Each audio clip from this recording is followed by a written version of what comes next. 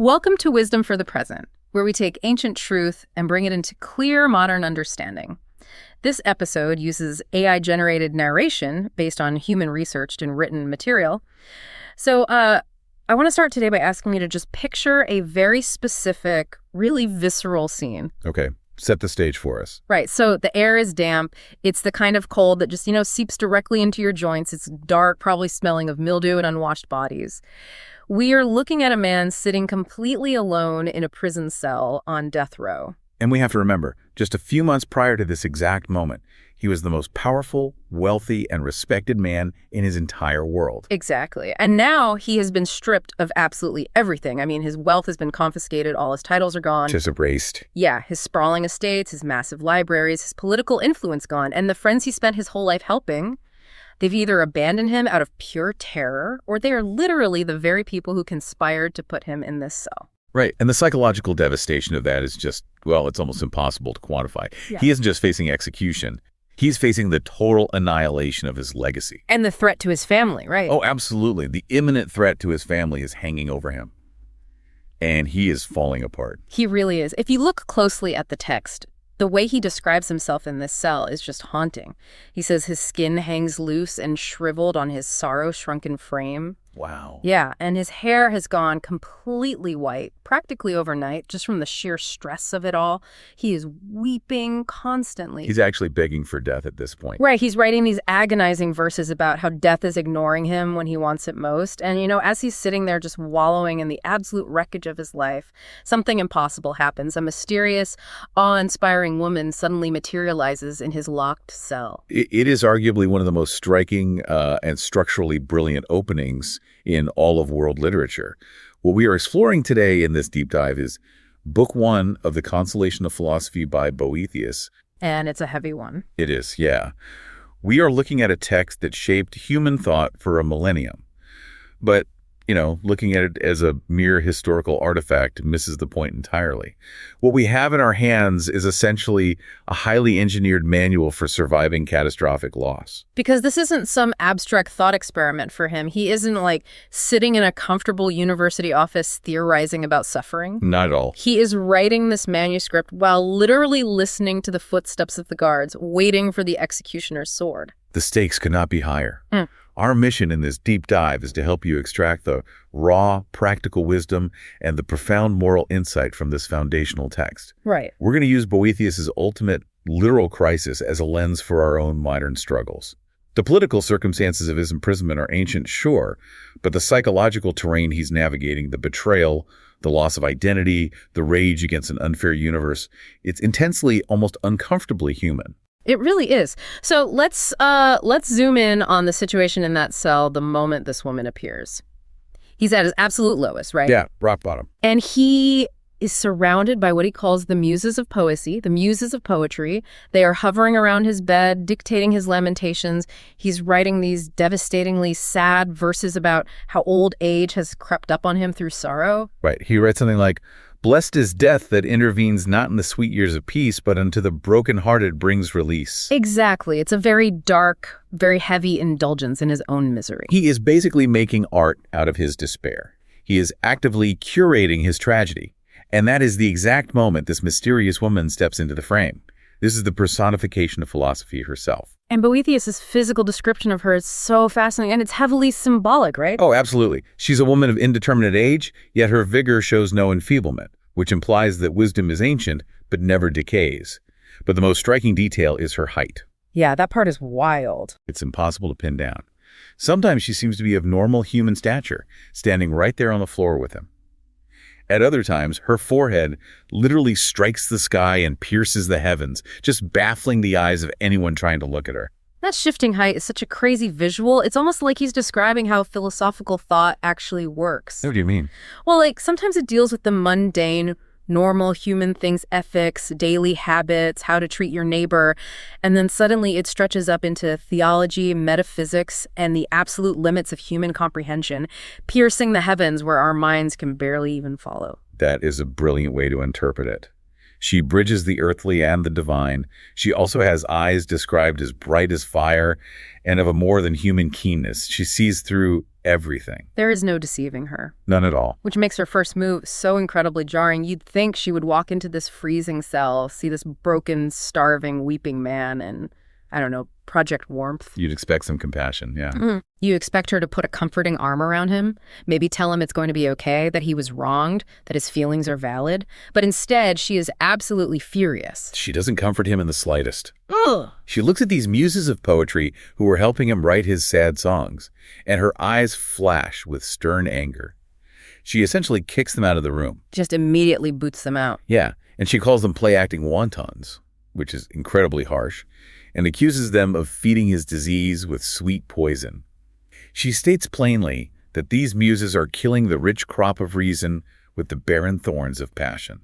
Sweet poison. That is such an uncomfortable, accurate phrase. We'll get into the mechanics of that later, but I want to stay with her anger for a second. Sure. Because my initial reaction reading this was, like, defensive on his behalf. The guy is hurting. He's facing a brutal, unjust execution. Why does she act like a drill sergeant instead of a nurse? Well, her fury is proportional to his potential. She actually says that if this were just some common man, uneducated in the higher truths, she wouldn't waste her breath being angry.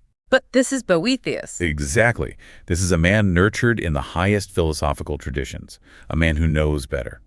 The core of her message, the transformative insight that kicks off the entire book, is about the true nature of his loss and his identity. Right. Boethius is weeping because he believes he is in exile. He believes he has been banished from his home, his wealth, his status, and his physical freedom. Philosophy arrives to shatter that illusion. She tells him, you are not in exile because of where you are physically sitting. Right. She says, your true exile is internal. You have banished yourself. Because he forgot his true nature. The moment he wrapped his entire identity up in things that could be taken away, he exiled himself from his own mind. True identity cannot be touched by the chaotic swings of fortune. If your core self is something that a king can confiscate, it was never your core self to begin with. This reminds me of how we build our identities today, almost like an operating system on a computer. Oh, that's an interesting analogy. Think about a modern person, right? Let's say someone who has built an incredible career. They are a high-level executive. They have the sprawling house, the impeccable reputation, the massive life savings. Okay. They've essentially built their identity OS using third-party applications. The job app, the bank account app, the social standing app. Right. And then in a single day, maybe due to a catastrophic market crash or a corporate scandal they were unfairly dragged into, the servers go down, they lose all of it, they are bankrupt, disgraced, and facing jail time. Their entire system crashes. Oh. They sit on their couch crying, thinking, I am nothing now. I have lost myself. And philosophy kicks down the door and says, you didn't lose yourself. You just realize you're running your software on rented servers. Exactly. Rented servers. The things that were lost were external to the actual machine. Until you switch back to a localized operating system, until you remember who you actually are, independent of those external apps, you will remain sick. That makes the sweet poison comment make perfect sense. If you keep running the Muses program, if you keep writing sad poetry about how you lost your money and your title, you are just reinforcing the false idea that those things were you. Yes. You are wallowing in the tragedy of a lost illusion. Because wallowing is a mechanism for protecting the ego. Yeah. It allows you to say, the tragedy is what happened to my stuff. Yeah. Rather than admitting the tragedy is that I thought I was my stuff. That is so profound, to really grasp how devastating it must have been for him to hear that, to have his ego stripped down in that cell. We have to understand the sheer scale of what he actually lost. We do. The historical context here isn't just like background noise. It is the entire engine of his psychological crisis. We're talking about the fall of an absolute titan. The context highlights the astronomical whiplash he experienced. We need to set the stage here. It's the early 6th century AD. The Western Roman Empire, as a political entity governed from Rome, has fallen. The traditional date for that collapse is 476 AD. By the time Boethius is writing, Italy is ruled by the Ostrogoths, a Germanic people, specifically under the incredibly powerful King Theodoric. But it's not like a post-apocalyptic wasteland, is it? The Roman Senate still exists. The Colosseum is still there.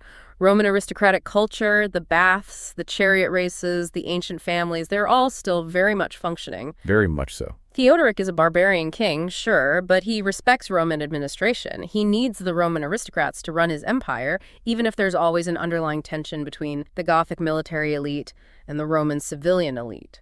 And that tension is the powder keg Boethius is sitting on. And Boethius isn't just any aristocrat.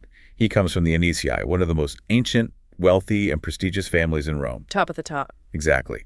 Though orphaned early, he was taken in and raised by Quintus Aurelius Memmius Symmachus, a man regarded by his peers as practically a living saint of Roman virtue.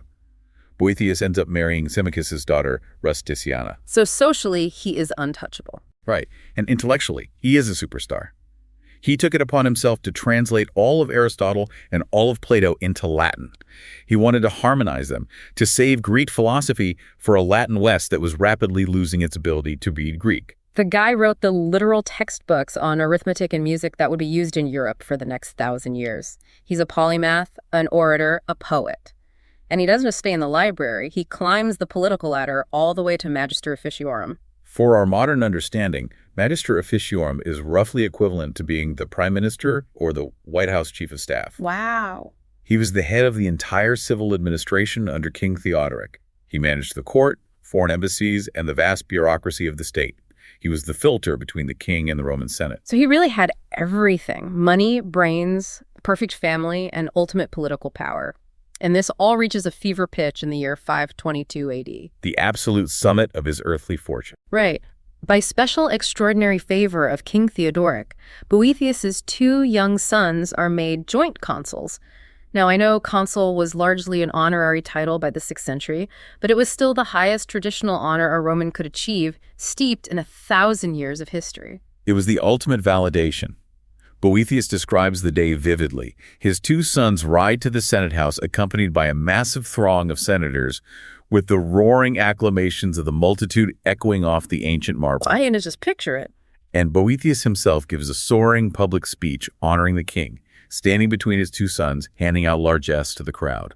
He is quite literally the most celebrated man alive. He has beaten the game of life. And then the sudden, catastrophic crash. Less than a year later, in 523 AD, he isn't just out of a job. He is in a solitary prison in Pavia. It's unbelievable. He notes in the text that this is 455 Roman miles away from Rome, his ancestral home. He is stripped of his honors, his wealth is confiscated, his libraries are locked away, he is awaiting execution, and what's tearing him apart the most is the terror that his father-in-law, Symmachus, and his wife and children will be swept up in the political purge.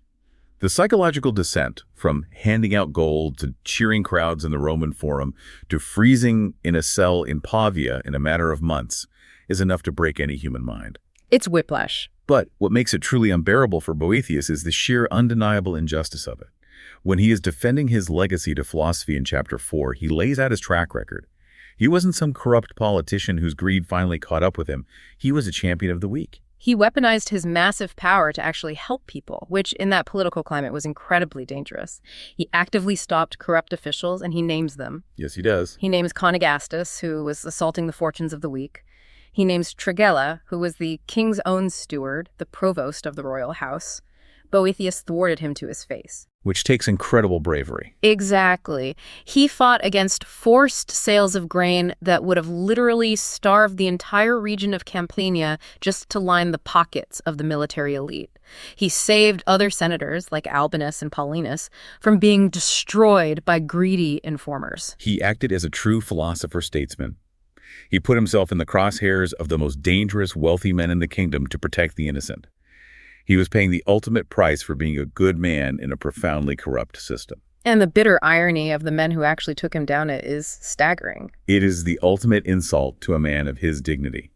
The men whose testimony condemned him were known, disgraced criminals. Right. There was Basil, a man driven by massive debt to become a paid informant against Boethius. There were Opilio and Gaudentius, men whom King Theodoric himself had previously condemned to banishment for their endless frauds. The king had actually decreed that if they didn't leave the city of Ravenna, they would be branded on the forehead. And yet, because the political winds shifted, because Theodoric was getting older and more paranoid about a Roman conspiracy with the Eastern Empire and Constantinople, these disgraced, corrupt men were suddenly considered reliable witnesses. That's sickening, really. They accuse Boethius of treason specifically, of trying to save the Senate and protect the freedom of Rome, and of sacrilege, which in this context meant using magic or astrology, a common smear tactic, to destroy a reputation.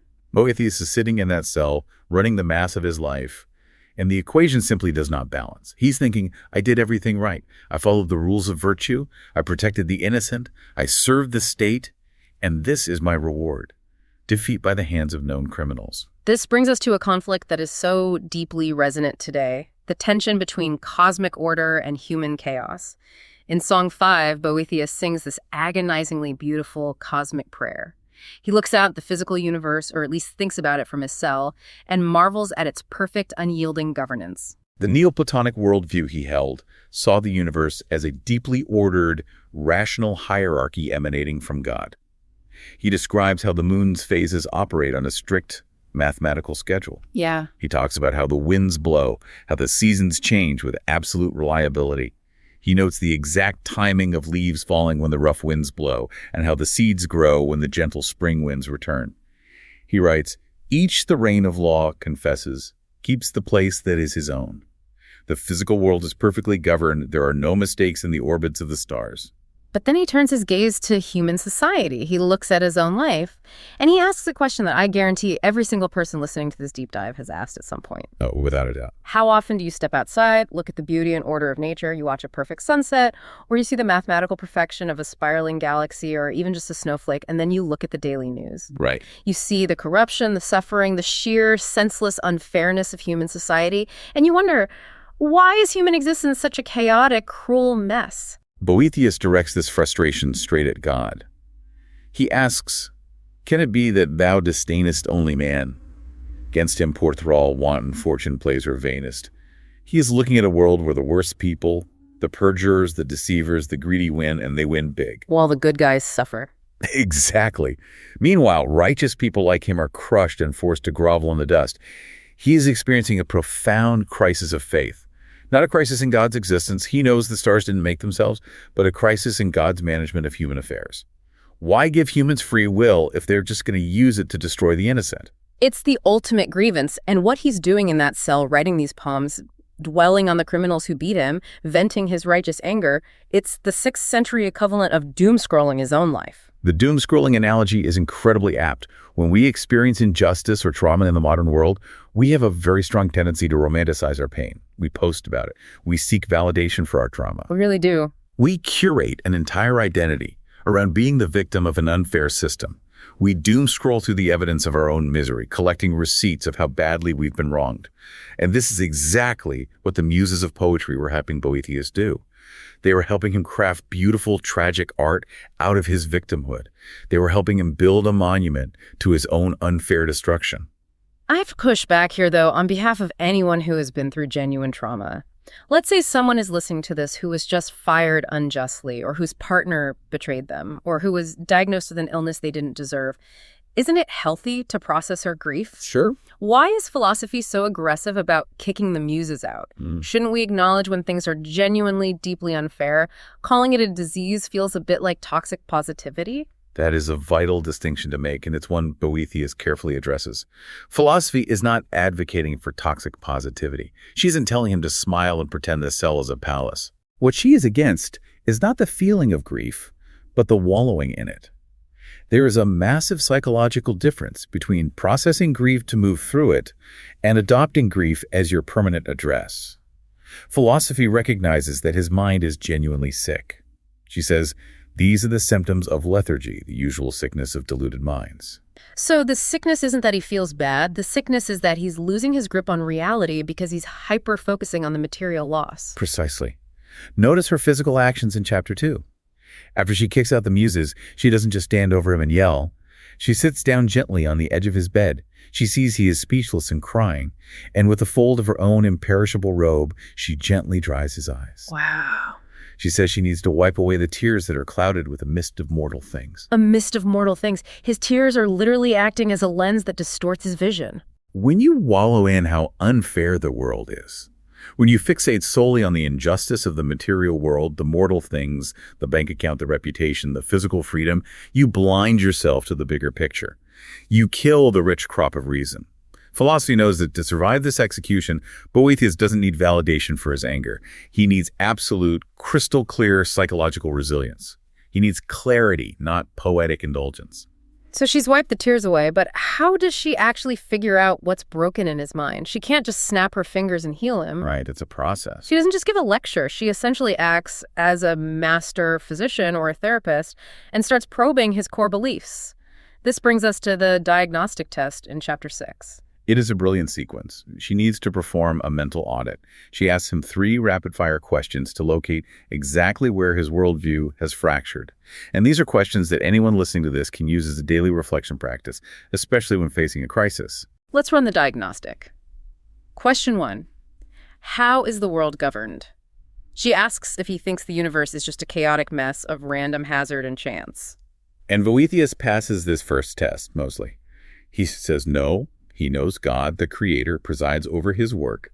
He hasn't lost his fundamental belief in a divine architect. Okay, so far so good. But philosophy probes one layer deeper. She asks, okay, by what means does he rule it? What are the mechanics of this governance? And Boethius has to admit he doesn't understand the question. He knows God is in charge, but he has completely forgotten how God operates in the world, particularly in human affairs. Because if he remembered how, he wouldn't be so shocked by the existence of bad people doing bad things.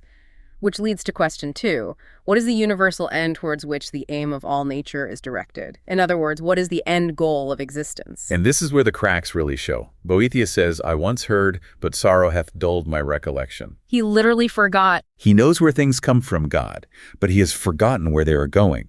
He has lost sight of the ultimate purpose of life. When you forget the destination, every bump in the road feels like the end of the journey. And then coming the final question, the absolute gut punch. Question 3. She asks, rememberest thou that thou art a man? He says, yes, of course. So she asks, then canst thou say what man is? This is the moment the catastrophic failure of his mind is fully revealed. He answers, I acknowledge myself to be a being endowed with reason and subject to death. He gives the textbook Aristotelian definition, a rational, mortal animal. Yes, a biological machine that can think and will eventually die. Yeah. She asks if he knows anything else that he is, and he says nothing. Wait, so his answer to what is a man is just biology and logic. He completely forgot he has a soul. Completely. He forgot he has any connection to the eternal. No wonder she's terrified for him. He's looking at his life through the lens of a meat suit that just lost its comfortable habitat. You've hit the nail on the head. He has completely forgotten his spiritual anchor. He has reduced his entire existence to his biological and logical state. He forgot that he has a divine spark, that his true home is not Rome, not the Senate House, but the eternal. That's devastating. Philosophy gives him the diagnosis. Now I know another cause of thy disease, one too, of grave moment. Thou hast ceased to know thy own nature. This is such a powerful practice for us today. When you are overwhelmed by a life crisis, you get fired, a business fails, you face a health scare, run this exact diagnostic on yourself. Ask, have I forgotten what my ultimate goal is? Have I reduced myself to just my job title, my bank account, or my physical safety? Exactly. If you define yourself merely as a tech founder whose startup just went under or a person whose partner just left them, you are answering exactly like Boethius. You are defining yourself entirely by mortal, temporary, external things. And when you define yourself by external things, you feel like an exile when those things are taken away. Philosophy summarizes his sickness with perfect clarity. Because he forgot who he is, he thinks he's in exile. Because he forgot the end goal of existence, he thinks wicked men are happy and powerful just because they have money. Right. And because he forgot how the world is governed, he thinks fortune's changes ebb and flow without a guiding hand. I really appreciate how gentle she is after delivering this brutal diagnosis. She realizes his mind is incredibly fragile. Yes, she says that because he still believes in a rational universe, that it's not all just random chance there is a divine spark left in the embers of his mind. She decides not to hit him with the hardest, most complex truths right away. That makes sense. She observes that his mind is so confused, so swollen with grief, that if he tries to cast off false opinions now, he might just adopt new, even worse false ones. So she decides to use gentle remedies first, to soften the hard tumors of his anger before she applies the sharper medicine of deep philosophical inquiry in the later books. But we have to talk about these gentle remedies, because to a modern ear, they sound anything but gentle. In fact, they sound like a brutal psychological surgery. In Song 7, which closes out Book 1, Philosophy tells Boethius that if he wants to see the truth clearly, he must drive away 4 specific things. She sets the fundamental requirement for philosophical clarity. She says, "Joy, hope, and fear suffer not near, drive grief away. Shackled and blind and lost is the mind where these have sway." Okay, I'm raising my hand here as the skeptical listener. Driving away fear and grief, absolutely, sign me up. I'd love to not feel fear or grief.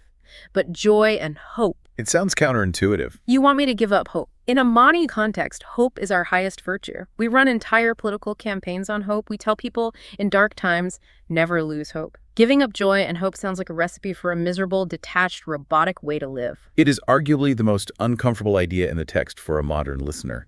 It directly attacks our modern psychological framework. But we have to understand what she means by joy and hope in this specific philosophical context. Okay, explain that. She isn't talking about a profound, spiritual, inner joy. And she isn't talking about a theological hope in eternal salvation. She is talking about the passions tied to fortune. She is talking about emotional volatility based entirely on external circumstances. Okay, so she means hoping for a specific outcome in the material world, like hoping the king pardons him. Consider the mechanics of that kind of hope. If you hope for a promotion at work, what have you actually done? You have taken your internal peace of mind, placed it in a box, and handed it to your boss. Oof, that's a scary thought. Your internal state is now completely dependent on an external decision over which you have zero control. If you feel joy purely because you bought a brand new expensive car, you are vulnerable. The moment that car gets scratched by a shopping cart, your joy instantly evaporates and turns into anger and grief. Wow, it's a chain reaction. If you hope, you automatically fear losing what you hope for. If you get it, you feel this transient, fragile joy, which is instantly shattered by the fear of losing it. And when you inevitably lose it, because time takes everything, you feel grief. They are an inescapable package deal. Where hope and fear have sway, the mind is shackled and blind. The obstacle for the modern listener is realizing that our absolute obsession with chasing external highs, the promotion, the viral social media post, the perfect relationship, the expanding stock portfolio, is exactly what makes the lows so devastating. We are volunteering for the roller coaster. We really are. Philosophy is telling Boethius, you are in a literal prison, facing a literal execution. If you are hoping for a pardon from the king, you are dying 1,000 deaths every time you hear a footstep in the hall. You must detach. It's about locus of control. It's about not letting the external world dictate your internal weather. But man, that is incredibly hard to do, especially when your ego is involved. And Boethius has a massive ego, which we need to talk about. For a guy who's supposed to be this high-level philosopher, he spends a huge portion of chapter 4 hyping himself up. It is a very human, very raw moment, but it requires us as readers to exercise some discernment. When philosophy asks him to disclose his wound, to speak out what is in his heart, he unloads this massive political resume. Yeah, he really does. He names all the bad guys he fought. He talks about how he risked his own position for the poor. He complains bitterly about his reputation being stained. He says, "Never did an open confession of guilt cause such unanimous severity among the assessors." He is deeply, deeply offended that his legacy is ruined. He sounds a bit like a martyr. He says, "I have become involved in bitter and irreconcilable feuds, and, as happens inevitably, if a man holds fast to the independence of conscience, I have had to think nothing of giving offense to the powerful." Right. It's a very I'm the only honest man left in town vibe. We have to separate the man from the ideal here. We don't have to blindly endorse his perfect self-image, do we? We don't, and that's the limitation of the author showing through the text. Boethius is a product of Roman aristocratic culture. In that culture, your public honor, your dignitas, your legacy in the Senate, what people said about you, these were the most important things in the world. It was everything to them. His sense of worth is heavily tied to public validation. He claims he had no aim but zeal for the public good, but he is agonizing over the fact that people think poorly of him now. He complains that reputation is the first of all things to abandon the unfortunate. Which, to be fair to him, is a very astute observation about human nature. The moment someone falls from grace, everyone rushes to distance themselves and assume they deserved it. He says, as soon as a charge is fastened upon the unhappy, they are believed to have deserved their sufferings. It's the ultimate victim blaming. It's a brilliant sociological observation, and it's completely true. But the enduring wisdom here comes from how philosophy subtly handles his rant. She doesn't tell him he was wrong to fight corruption. She doesn't. No, she actually agrees with his political actions. She reminds him that Plato said philosophers must enter politics to stop the wicked from ruining everything. She affirms that he did the right things. But she doesn't validate his outrage over the outcome. She doesn't say, "You're right, you deserved better." And that is the crux of the matter. Why do we do the right thing?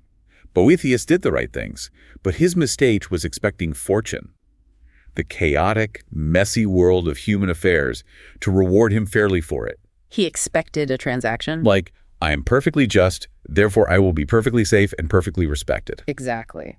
The wisdom here is that you must do good without expecting the world to hand you a trophy. If your peace depends on being recognized as a hero, if it depends on the likes and the applause, you are still shackled by hope and fear. That is a tough pill to swallow. Doing the right thing simply because it is the right thing, knowing full well it might get you destroyed, because clearly it didn't protect him. And this brings us to one of the most striking visual metaphors in the entire text, which beautifully illustrates how humanity consistently misses this bigger picture. When philosophy first appears in chapter 1, Boethius gives us a detailed description of her garments. Yes, the torn dress. He says her clothes are made of imperishable fabric, woven by her own hands with the finest threads. But on the lowest edge of the dress, there is a Greek letter pi, which stands for the political life, the life of action and public service. Right. On the topmost edge is a theta, for the theoretical life, the life of thought and contemplation. And between them, woven into the fabric, is a staircase, a ladder connecting the two letters. It's a profound symbol of what true wisdom is. True philosophy requires both. Action without thought is blind, and often destructive thought without action is empty and useless.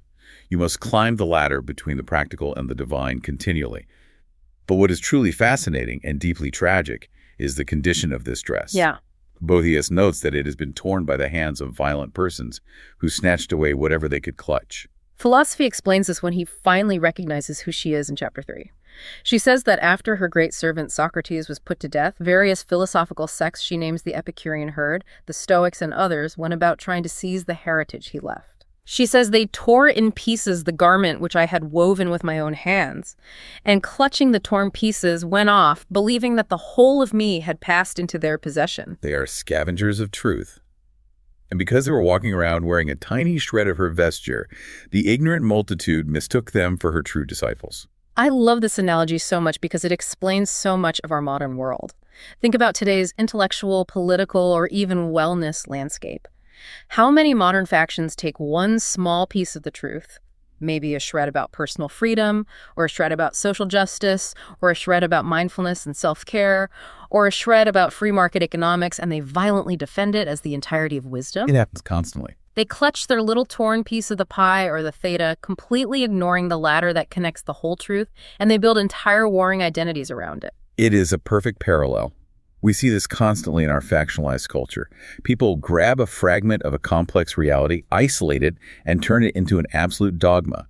And what happens when you try to live your life by a fragment of the truth? You become unbalanced. You become rigid. You become susceptible to the very passions, hope, fear, joy, grief that philosophy is trying to cure, because your fragment is constantly under attack by people holding other fragments. So if the world is full of people fighting over torn shreds of truth, and those people have the power to put you in prison, how does the truly wise person survive? Philosophy gives a beautiful, enduring answer, and she connects it to a broader tradition of persecuted thinkers.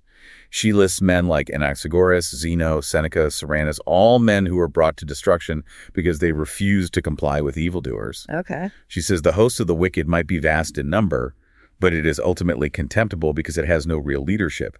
It is just driven by mad error. She actually says they are hurried hither and thither at the blind driving of mad error. That sounds exactly like a description of a social media mob during a viral scandal. Just blind driving. It does. It's chaotic energy.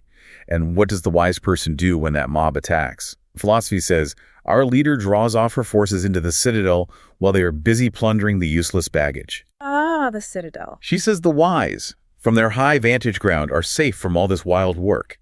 They can actually laugh to see the ignorant making a prize of valueless things, protected by a bulwark which aggressive folly cannot reach. The inner citadel. It echoes Marcus Aurelius talking about the inner fortress, but Boethius is doing something uniquely his own here. He is taking classical philosophy and merging it with this deep understanding of cosmic order. He's saying that while the world can strip you of your wealth, your titles, your political power, all the things she calls useless baggage, It cannot breach the citadel of a mind that is anchored in the truth of who it is. The mob can take your property, they can ruin your reputation, the king can even take your life. But they cannot force you to abandon reason. They cannot make you a worse person unless you consent to it by giving in to the passions. Right. The tragedy of Boethius at the start of the book is that he had willingly left his citadel. He was standing out in the fields, weeping over the stolen baggage, begging the thieves to give it back. Philosophy had to come and drag him back inside the walls. He had to be reminded that the baggage was never the point. We think we are our baggage. We think we are the resume, the bank account, the social standing. And when we think that, when we attach our core identity to the baggage, we forge our own chains. Which brings us perfectly to a final provocative thought I want to leave everyone with today. In Song 4, philosophy gives us this incredible image to mull over. She is talking about the rage of a tyrant. Remember, Boethius is literally at the mercy of King Theodoric, a man who could and eventually will order his execution. Yes. But philosophy says, "Why then shouldst thou feel affright at the tyrant's weakling might? Dread him not, nor fear no harm, and thou shall his rage disarm." It's a radical statement of psychological independence. She is telling a man on death row that the tyrant holding the sword is actually weak. Right, and then she delivers the final blow. She says that the person who gives way to hope or fear has cast away his shield like a coward fled the field. And here is the line that should stick with everyone. "He hath forged all unaware where, and his own neck must bear." Fetters his own neck must bear. He manufactured his own chains. We spend so much time thinking that outside forces are imprisoning us. We blame the economy, we blame our boss, we blame the political system, we blame our ex. And those external things might indeed be causing actual painful hardship. They might be taking our baggage. True.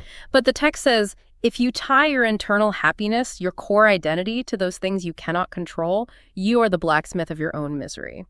So the question to really explore on your own today is, where in your life are you currently forging your own chains by tying your happiness to things you cannot control?